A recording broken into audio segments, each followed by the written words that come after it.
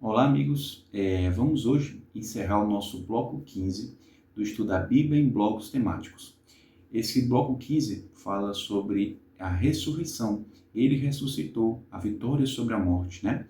E nós já vimos duas partes. A primeira parte falando basicamente sobre João capítulo 20 e a segunda parte com o texto base João capítulo 21.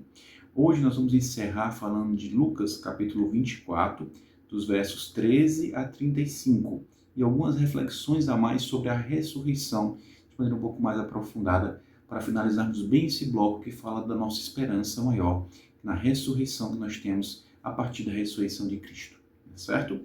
Então, vamos falar hoje sobre os discípulos de Emaús. Da mesma forma como Jesus apareceu a seus discípulos após a sua ressurreição, Maria Madalena e aos apóstolos, a gente viu isso nos vídeos passados, nós temos o episódio do aparecimento de Cristo aos discípulos de Emaús, assim ficaram conhecidos, de uma região próxima ali a Jerusalém, que logo após a morte de Cristo e a sua ressurreição, ali após a madrugada do domingo, ele aparece a esses discípulos. Um deles, chamado Cleopas, o outro a gente não sabe exatamente o nome dele. Então vamos ler um pouco sobre essa passagem que aconteceu. Eu vou destacar alguns versos com vocês. Então, Lucas capítulo 24, dos versos 13 a 35. Então no verso 13 fala assim: E, naquele mesmo dia, o dia da ressurreição, dois discípulos, estavam caminhando em direção a um povoado chamado Emaús, que ficava a cerca de 11 quilômetros de Jerusalém. E iam dialogando sobre todos os fatos recentemente ocorridos.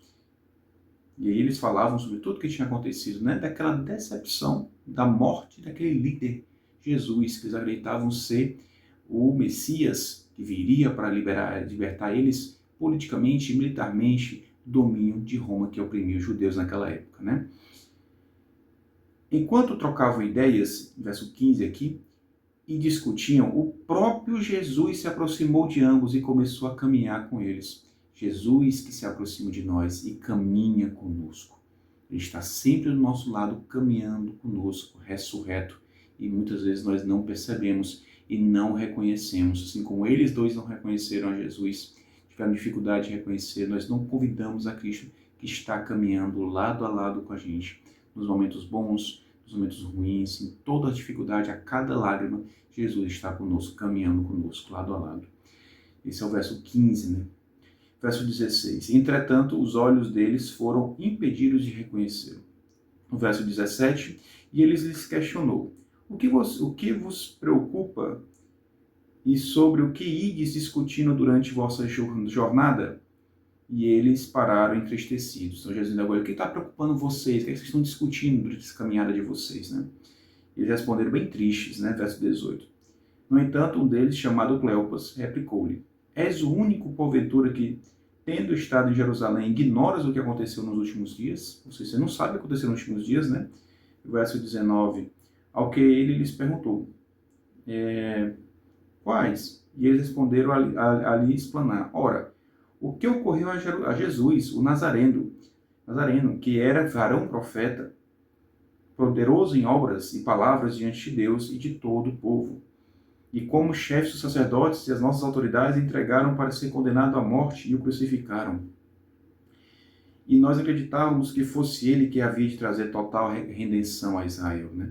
Essa é a mesma crença que o próprio Judas tinha, que traiu Jesus, até provavelmente porque Jesus o decepcionou, porque ele não era quem ele esperava. Jesus não é o Jesus que nós esperamos. Jesus não é o Jesus que as religiões, denominações criam para si próprio. Não é o Deus que nós criamos, isso é idolatria. Jesus é o Jesus da palavra. Esse é o verdadeiro Jesus. Não é o Jesus que eu quero aceitar, que eu quero que seja como da minha forma, né? Esse é o Jesus de verdade. E nós acreditávamos que fosse ele quem havia de trazer toda a redenção a Israel, mas hoje já é o terceiro dia desde que tudo isso aconteceu. É verdade também que algumas mulheres seguidoras conosco nos assustaram, porquanto foram de madrugada ao sepulcro, mas não encontraram o corpo de Jesus. Contudo, voltaram e nos relataram que tiveram uma visão de anjos, que eles asseguraram que ele vive. Mas por serem mulheres também a palavra não tinha muito valor. Isso aqui aconteceu mais ou menos na mesma época, no mesmo momento que Jesus aparecia também aos outros discípulos. Então eles não tinham ouvido também da boca dos discípulos, apenas os relatos das mulheres, né?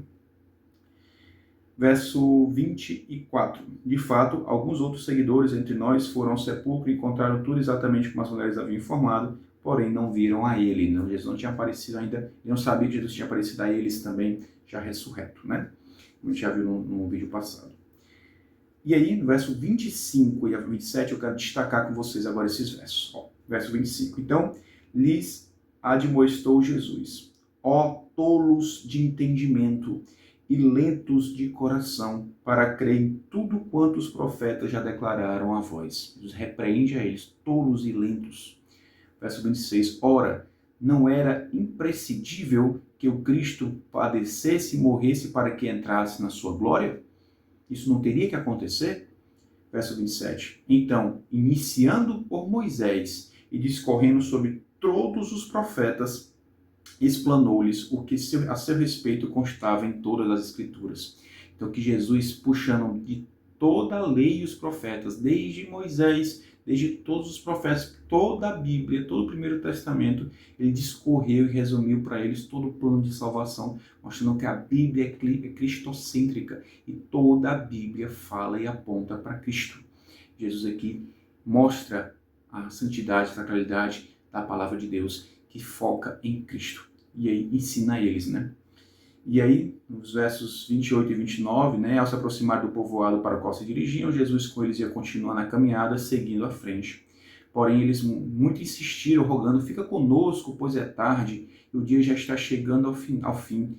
Então ele entrou e ficou com eles. Eles convidaram a Cristo, tá? Aceitaram a palavra dele. Convidaram a Cristo, assim também façamos. Ao ouvir a palavra de Deus, abramos nosso coração e convide para que Cristo esteja conosco, principalmente nesses momentos em que as trevas se aproximam desse mundo, nesse mundo tão difícil, a noite chega, as dificuldades desse mundo. Jesus, conosco, tudo vai dar certo. Não é mesmo? Que a gente passa por dificuldades, é uma maneira diferente de passar, porque com Jesus estando conosco em nosso barco, nessas tempestades que esse mundo traz para a gente, né? E aí, verso 30 e 31, eu quero também destacar com vocês. E aconteceu o quê? Quando estavam reclinados ao redor da mesa, tomando ele o pão, deu graças, partiu e deu a eles. Verso 31, nesse mesmo instante eles abriram os olhos e o reconheceram, e ele contudo desapareceu diante dos olhos deles. Então, ao partir do pão, a referência à ceia que ele fez, Santa Ceia que ele fez com os discípulos, e passou-se a esse hábito deles fazer essa ceia, ao partir do pão, dando graças, eles reconheceram: esse é Cristo ressuscitado. Naquele instante, os olhos deles se abriram e Jesus desapareceu naquele momento deles. Então, Jesus sempre é reconhecido nesse momento do partir do pão, que é o símbolo maior do sacrifício de Cristo, e hoje também motivo para a gente também de fé. E aí eles questionaram no verso 32, já finalizando, e questionaram entre si: porventura não nos queimava o coração quando ele, durante nossa jornada, nos falava, quando explicava as Escrituras? Então ele falava: realmente nosso coração estava ardendo quando ele falava sobre as Escrituras, era mesmo Cristo. E o interessante é que a palavra sempre é muito incrível, ela sempre tem, nada é por acaso. O nome Emaús, etimologicamente, significa fonte termal, que arde. Por isso que eles falam: nosso coração não ardia, por isso os discípulos de Emaús também. Então, pessoal, era mais ou menos isso. Eles finalizam aí até o verso 35, né? E, enfim, eles foram até os 11 discípulos, reencontraram eles, e de verdade eles ressuscitou e eles testemunharam sobre a fé deles. Quero trazer para vocês algumas outras questões sobre a ressurreição de Cristo quando nós encerramos esse bloco. Por exemplo, foram 3 dias completos que Jesus realmente permaneceu morto? Né? Por que 3 dias, né? Então, alguns falam assim: Jesus morreu na sexta, de tarde, 3 da tarde, e ressuscitou na madrugada de domingo. Então não foram 3 dias completos. E a Bíblia fala que ele passaria 3 dias mortos. Essa é a forma de contabilidade judaica de fato. Se você, por exemplo, começar a trabalhar antes do pôr do sol, por exemplo, numa sexta-feira, e trabalhar às 4 da tarde, e trabalhar no sábado o dia todo, você trabalhou 2 dias. Mesmo que você não tenha trabalhado não o dia inteiro na sexta-feira, por exemplo. Tudo é contabilizado como um dia inteiro. Então, Jesus ressuscitou no 3º dia e é contabilizado como 3 dias realmente de morte. Isso é uma forma de contabilidade judaica. E por que 3 dias? Nós vemos esse 3, o número da Trindade, o número também referência à divindade, também utilizado durante toda a história da Bíblia, porque Deus é didático. Nós vemos que foi 3 dias que Abraão carregou Isaac para ser sacrificado no monte. E Jesus provou a fé de Abraão e libertou Isaac.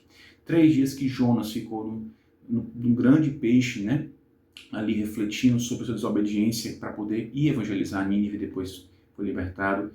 3 dias que Paulo ficou cego, a gente vai ver isso mais para frente, quando ele vê a luz e escuta a voz de Cristo e se converte para poder ser o maior evangelizador de todos os tempos. Então, esse 3 sempre se repete, como forma didática de Deus sobre os mistérios do que vinha acontecer na ressurreição, né?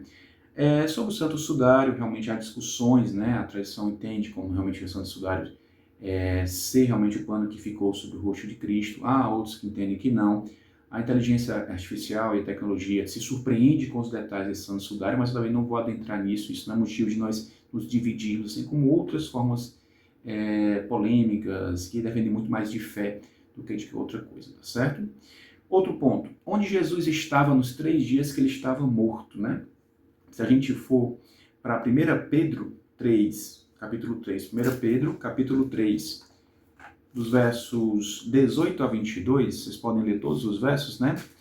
Fala assim, 1 Pedro, capítulo 3, verso 18, fala assim, pois Cristo, 1 Pedro, capítulo 3, verso 18, pois Cristo também foi sacrificado uma única vez por nossos pecados, o justo pelos injustos, uma vez só morreu, com o propósito de conduzir-nos a Deus, morto de fato na carne, mas vivificado no Espírito, no qual igualmente foi e proclamou aos espíritos em prisão, os quais na antiguidade foram rebeldes durante o tempo em que Deus pacientemente aguardava a construção da arca nos dias de Noé.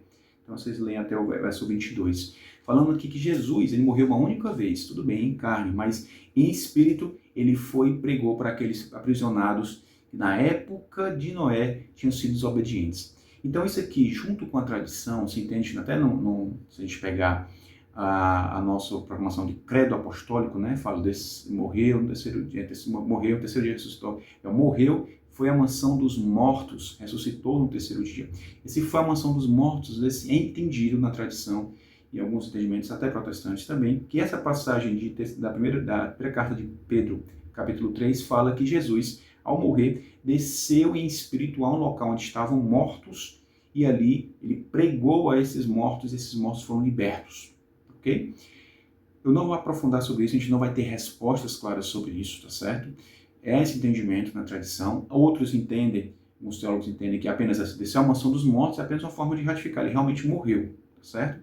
E que essa passagem de 1 Pedro 3 fala que Jesus em espírito, ou seja, ainda não encarnado, pregou aqueles que desobedeceram na época de Noé, e pelo próprio Espírito Santo. Ele pregou, mas depois de morto, não. A chance só é em vida.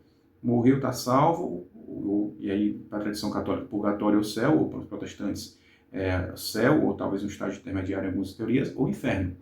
Então, não vou entrar nessas discussões. Se Jesus morreu, permaneceu 3 dias morto, eu acho isso difícil de entender, eu acho isso quase uma heresia. Talvez ele tenha natureza, por ter natureza divina humana, a sua parte humana pode ter morrido. E por 3 dias depois ressuscitado. E a sua parte divina, não sabemos o que veio acontecer, já que ele fala no terceiro dia para Maria Madalena, ainda tenhas que eu não subi aos céus. A gente não sabe bem o que aconteceu com a parte divina de Cristo. Mas não causemos divisões por conta disso. Quem quiser discutir mais sobre isso, pode falar no privado comigo. E aí, falar também sobre 1 Coríntios 13, 15, versos 13 a 14, vocês podem abrir, por conta do tempo eu não vou abrir. 1 Coríntios capítulo 15, 13 a 14, que Paulo fala que a nossa esperança está na ressurreição. Se Cristo não ressuscitou, vã é nossa fé. Então, a ressurreição de Cristo é base para a nossa ressurreição. E eu quero também que vocês abram depois em Romanos capítulo 6, 3 a 6, que fala que da mesma forma, Romanos 6, 3 a 6, da mesma forma que Jesus foi crucificado, morto e ressuscitou, nós no batismo também morremos com ele e fomos ressuscitados com ele. O emergir, morrer e ressuscitar com Cristo como nova criatura, né? O batismo é comparado a isso, a morte e a ressurreição de Cristo. Vamos ver as marcas eternas de Cristo, que Jesus sempre vai ser marcado pelas marcas do nosso pecado, da cruz, por toda a eternidade, como símbolo para que o pecado nunca mais aconteça, a gente ainda vai falar sobre isso, né? Consequências eternas para Cristo. Né? E que essa ressurreição é o Logos, é o sentido. Jesus é o Logos, é o nosso sentido. Bom? Não esqueçamos disso. Então, veja as descrições e pergunte-se o que a ressurreição significa para mim. Um abraço a todos, pessoal. Até